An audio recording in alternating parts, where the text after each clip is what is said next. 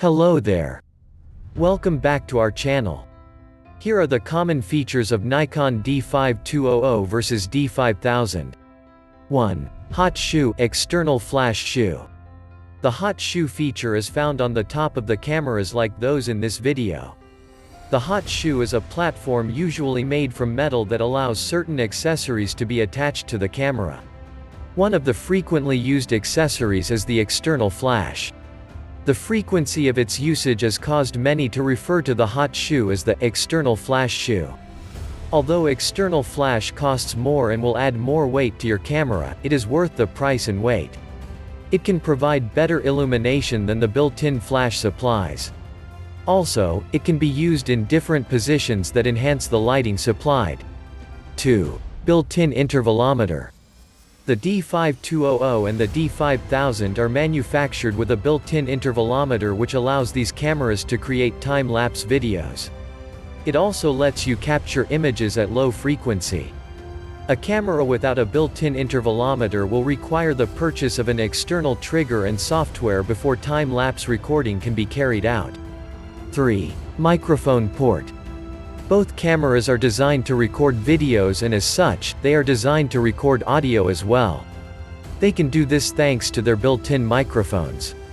The issue with these built-in microphones which many have discovered is that they do not deliver quality audio as desired. As a result, certain cameras like the Nikon D5200 are fitted with a microphone port. This allows the user to connect an external microphone to the camera. These external microphones might add some weight to the camera, but they produce high-quality audio than the built-in microphones.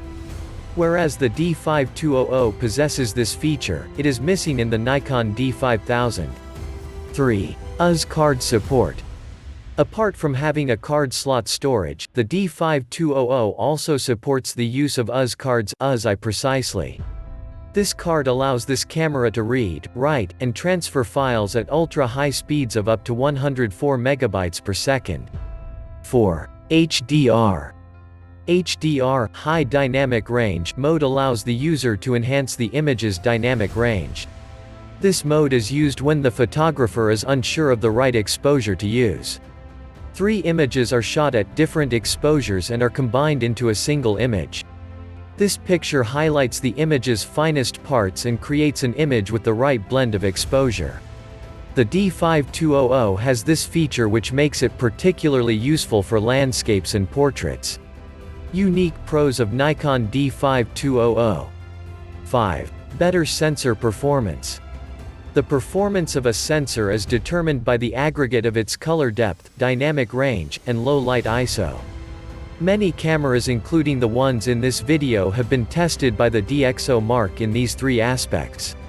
The overall sensor performance score of these cameras is 84 for the Nikon D5200 and 72 for the D5000. This reveals that the former has better sensor performance. But what were the results for the individual tests? Let's find out together. When the color depths of these sensors were tested, the results were 24.2 bits for the D5200 and 22.7 bits for the Nikon D5000. This gives the Nikon D5200 an advantage of 1.5 bits. Because color depth deals with the sensor's ability to produce distinct colors, the D5200 will produce richer colored images.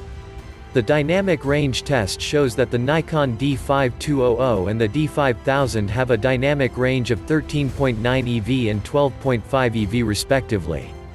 Once again, the D5200 does better with an additional 1.4 eV. The dynamic range refers to the sensor's ability to detect detail in the lightest and darkest points within the frame. Therefore, the Nikon D5200 can detect details within the lightest and darkest points within a frame better than the Nikon D5000. The final test, low light ISO, shows that the D5200 to have a score of 1284 whereas the D5000 had 868. Hence, the former camera has an extra 0.6 stop than the latter.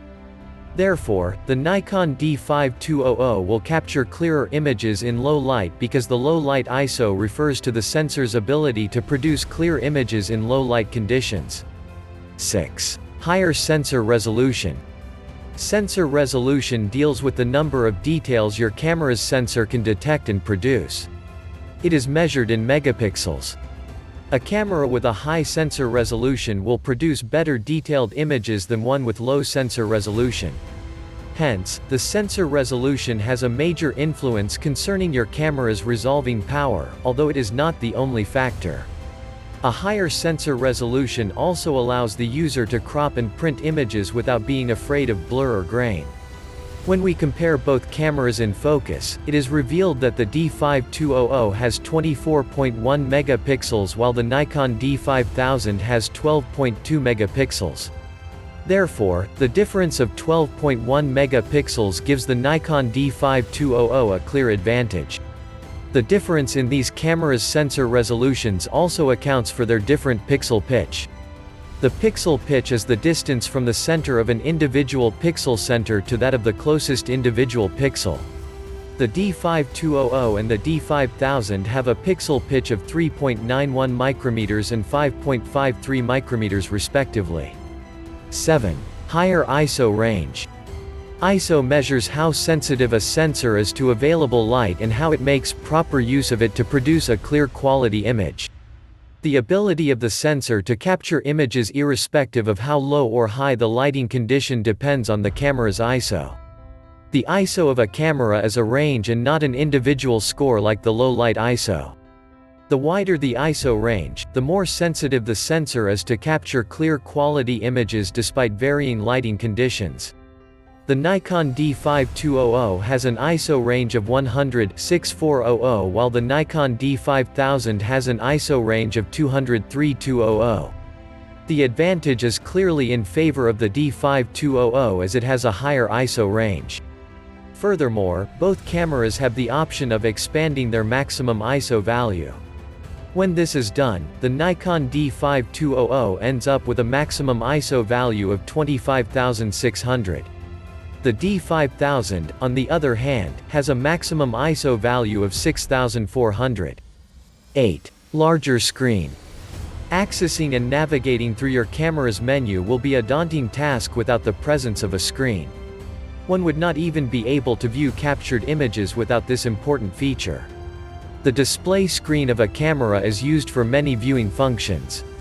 However, if the size of the screen is not large enough, viewing could become somewhat difficult. Large screens also come in handy during editing. Angles and areas that need editing can be easily detected with a larger screen. Hence, many prefer cameras with a large screen. Therefore, many might pick the D5200 over the D5000 because of its 3 inches screen. The Nikon D5000 screen is 0.3 inches screen smaller with its 2.7 inches screen size. 9. Higher screen resolution. The screen resolution is the number of details a screen can effectively display. A camera with a higher screen resolution will produce better detailed display images than one with a lower screen resolution. The cameras in this comparison possess different screen sizes as well as screen resolution. Not only does the Nikon D5200 have a larger screen, but it also has a higher screen resolution. It has a screen resolution of 921,000 dots, while the D5000 has 230,000 dots screen resolution. Therefore, it will display better detailed images. 10. Larger sensor. The fact that two cameras possess the same sensor format does not automatically make their sensor sizes the same. Sensor size is important because of the benefits it offers. The larger the sensor, the more equipped it is to capture more light. This is because it has a larger surface area. A larger sensor also improves the color depth, dynamic range, and low light ISO. In other words, it improves the sensor's performance. With a larger sensor, one can better control the camera's depth of field. The subject can be easily isolated from its background provided a shallow depth of field is used. The Nikon D5000 sensor is about 2% larger than the D5200 sensor. It has a measurement of 23.6 by 15.8 mm and 23.5 by 15.6 mm for the D5200. Due to the negligible difference, the crop factor and native aspect ratio of these sensors are the same at 1.5 and 3:2 respectively. 11. Longer battery life. A camera that can shoot for long periods without going off is sure to please any user.